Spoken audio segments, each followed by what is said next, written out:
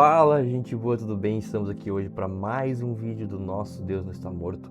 Hoje para ler Atos capítulo 14 e sermos edificados pela palavra de Deus. Vamos lá e deixe seu like, curta esse vídeo que vai ser muito importante para o crescimento do canal. Paulo e Barnabé em Icônio. Paulo e Barnabé entraram juntos na sinagoga judaica e falaram de tal modo que veio a crer grande multidão, tanto de judeus como de gregos. Mas os judeus incrédulos incitaram e irritaram os ânimos dos gentios contra os irmãos. Entretanto, demoraram-se ali muito tempo, falando ousadamente no Senhor, o qual confirmava a palavra da sua graça, concedendo que, por mão deles, se fizessem sinais e prodígios. Mas dividiu-se o povo da cidade, uns eram pelos judeus, outros pelos apóstolos. E, como surgisse um tumulto dos gentios e judeus, associados com as suas autoridades, para os ultrajar e apedrejar. Sabendo eles, fugiram para Listra e Derbe, cidades da Licaônia e circunvizinhança, onde anunciaram o evangelho. Então, vamos lá. A cura de um coxo em Listra. Então, houve perseguição, houve mais, fez com que eles anunciassem o evangelho em mais cidades. A cura de um coxo em Listra costumava estar assentado certo homem aleijado, paralítico, desde o seu nascimento, o qual jamais pudera andar. Esse homem ouviu falar Paulo, que, fixando nele os olhos e vendo que possuía fé para ser curado, disse-lhe em alta voz: apruma-te direto sobre os pés. Ele saltou e andava. Quando as multidões viram o que Paulo fizera, gritaram em língua licaônica, dizendo: os deuses em forma de homens baixaram até nós. A Barnabé chamaram Júpiter e a Paulo Mercúrio, porque era este o principal portador da palavra. O sacerdote Júpiter, cujo templo estava em frente da cidade, trazendo para junto das portas touros e grinaldas, queria sacrificar juntamente com as multidões. Porém, ouvindo isto, os apóstolos Barnabé e Paulo, rasgando as suas vestes, saltaram para o meio da multidão, clamando: senhores, por que fazeis isto? Não também somos homens como vós, sujeitos aos mesmos sentimentos, e vos anunciamos o evangelho para que destas coisas vãs vós convertais ao Deus vivo, que fez o céu, a terra, o mar e tudo que há neles, o qual nas gerações passadas permitiu que todos os povos andassem nos seus próprios caminhos. Contudo, não se deixou ficar sem testemunho de si mesmo, fazendo bem, dando-vos do céu chuvas e estações frutíferas, enchendo o vosso coração de fartura e de alegria. Dizendo isto, foi ainda com dificuldade que impediram as multidões de lhes oferecerem sacrifícios. Então veja como a idolatria fazia parte do povo e como era difícil, né?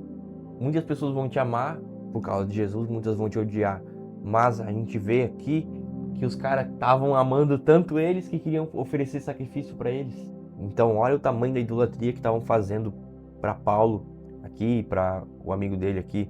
E a gente vê que, pelo texto aqui, Barnabé e Paulo, né? A gente vê como que o povo levanta ídolos para si mesmo.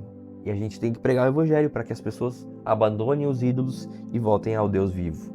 Paulo é apedrejado, porém os judeus de Antioquia e Icônio, investigando as multidões e apedrejando a Paulo, arrastaram-no para fora da cidade, dando-o por morto.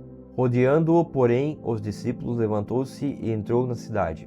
No dia seguinte, partiu com Barnabé para Derbe, e, tendo anunciado o evangelho naquela cidade, e feito muitos discípulos, voltaram para Listra, e Icônio, e Antioquia, ou Antioquia de Pisídia, fortalecendo a alma dos discípulos, exortando-os a permanecer firmes na fé, e mostrando que, através de muitas tribulações, nos importa entrar no reino de Deus, e promovendo-lhes em cada igreja a eleição de presbíteros. Depois de orar com jejuns, os encomendaram ao Senhor em quem haviam crido.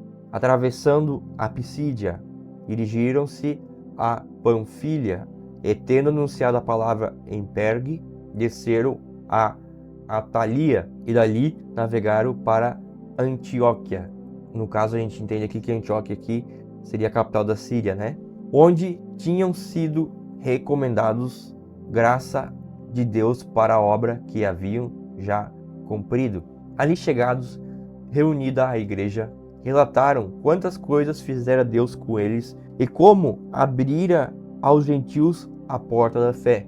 E permaneceram não pouco tempo com os discípulos. Então veja, meus irmãos, mesmo diante da perseguição, mesmo diante da dificuldade, mesmo diante da afronta, eles não recuaram. E qual é o segredo bíblico para não recuar? É uma vida de piedade a Deus. É uma vida de entrega total ao senhorio de Cristo. É só assim, meus irmãos.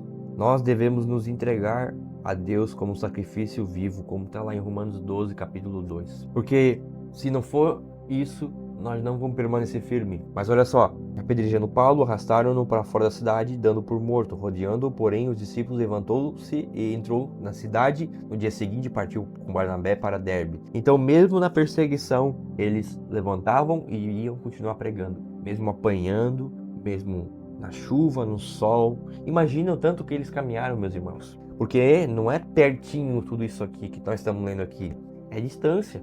Quanto que eles de chuva pegaram? Quantas vezes eles sofreram frio, calor, invernos terríveis, verões? Nada disso talvez está no texto, mas olha, se a gente for pensar nisso aqui, quanta coisa, meu irmão. Então isso mostra para nós como a nossa geração precisa aprender e temer e ter mais intimidade com o Espírito Santo, como esses homens tinham, meus irmãos.